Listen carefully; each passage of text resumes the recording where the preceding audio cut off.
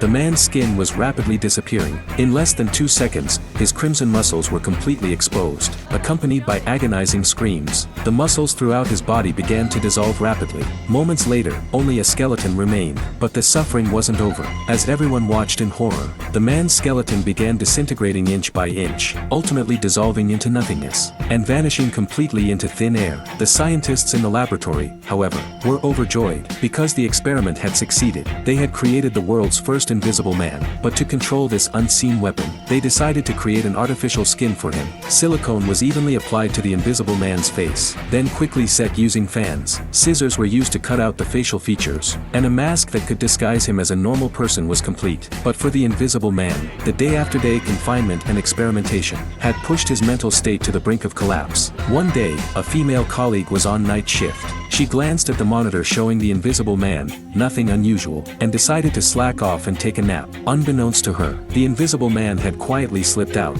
and infiltrated the office area like a ghost. He silently approached the sleeping woman. A twisted and sinister thought began forming in his mind. He intended to exploit his invisibility to violate this defenseless woman.